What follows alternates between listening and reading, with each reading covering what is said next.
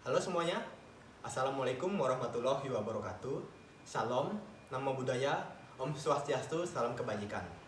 Perkenalkan kami dari kelompok 8. Di sini kami ingin memaparkan materi kami mengenai mata kuliah ekonomi mikro tentang rentang pengaruh permintaan terhadap harga. Oke, teman-teman di sini bisa melihat daftar anggota dari kelompok 8. Di sini mereka yang akan memaparkan materi tersebut.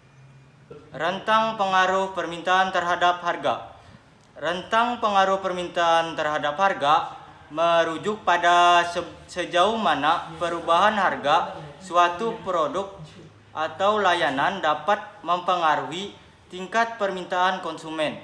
Konsep ini terkait dengan hukum permintaan yang menyatakan bahwa ceteris paribus atau semua faktor lainnya tetap konstan. Ketika harga suatu produk naik, jumlah yang diminta cenderung turun dan begitu juga sebaliknya. Baik, kita akan membahas faktor mempengaruhi hukum permintaan. Ada beberapa faktor yang mempengaruhi hukum permintaan, yaitu yang pertama, pendapatan konsumen, lalu yang kedua, perkiraan harga di masa yang akan datang, lalu yang ketiga, ada persediaan serta harga barang sejenis, barang pengganti, dan barang pelengkap, lalu yang keempat, banyaknya atau intensitas kebutuhan konsumen, yang kelima, banyaknya waktu, yang keenam, permintaan peak of peak. Terima kasih. Baiklah, saya akan melanjutkan materi selanjutnya. Saya akan menyebutkan faktor yang mempengaruhi rentang pengaruh terhadap permintaan terhadap harga. Nah, beberapa faktor yang mempengaruhi rentang pengaruh permintaan terhadap harga adalah yang pertama adalah elastisitas harga permintaan atau price elasticity of demand. Yang kedua adalah ketersediaan alternatif, dan yang ketiga adalah waktu, dan yang keempat adalah sifat barang, dan yang kelima adalah pendapat konsumen. Materi selanjutnya, faktor yang mempengaruhi tentang pengaruh permintaan terhadap harga. 1. Elastisitas harga permintaan. Elastisitas harga mengukur respons relatif jumlah barang atau jasa yang diminta terhadap perubahan harga. Formula elastisitas harga. Elastisitas harga atau E dihitung dengan rumus E sama dengan persen perubahan jumlah diminta dibagi persen perubahan harga. Nilai elastisitas menunjukkan sejauh mana perubahan persentase dalam jumlah yang diminta merespon perubahan persentase harga. Di sini saya akan melanjutkan materi jenis elastisitas. Terdapat dua, yaitu elastis dan intelastis. Elastis E lebih dari 1 jika perubahan harga menyebabkan perubahan persentase yang lebih besar dalam jumlah yang diminta. Produk-produk yang bersifat mewah atau memiliki substitusi yang banyak sering memiliki elastisitas harga yang tinggi.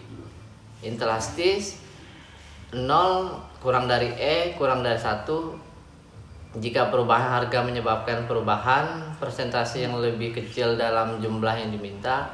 Produk-produk kebutuhan dasar atau yang tidak dimiliki banyak alternatif yang sering memiliki elastisitas harga yang lebih rendah.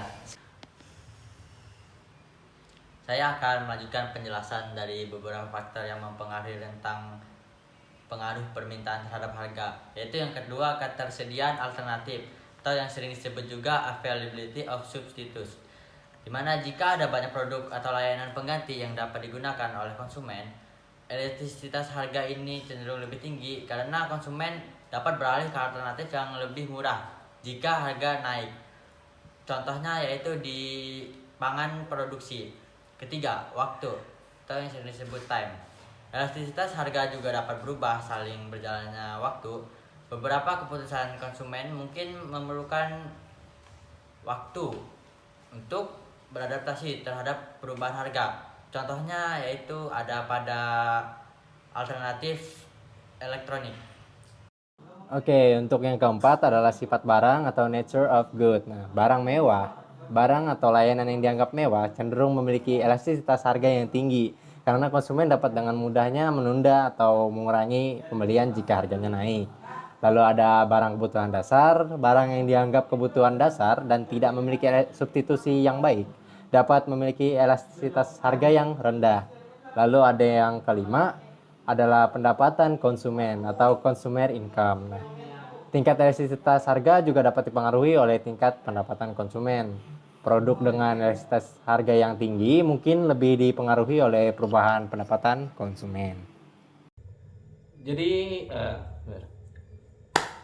sekarang kita masuk ke contoh kasus. Kita ambil contoh kasus dalam industri smartphone. Jadi di sini kita ambil permisalan seperti ketika harga smartphone naik, otomatis permintaan turun. Kenapa hal tersebut demikian permintaannya turun? Karena pada industri smartphone banyak alternatif lain yang ditawarkan oleh perusahaan lain terkait smartphone yang dengan spesifikasi sama. Sebaliknya, harga smartphone bisa turun apabila permintaan naik karena konsumen lebih mampu membeli smartphone tersebut. Kita ambil contoh smartphone dengan harga yang cukup mahal, sekitar 10 juta ke atas, dibandingkan dengan smartphone yang harganya 1 jutaan.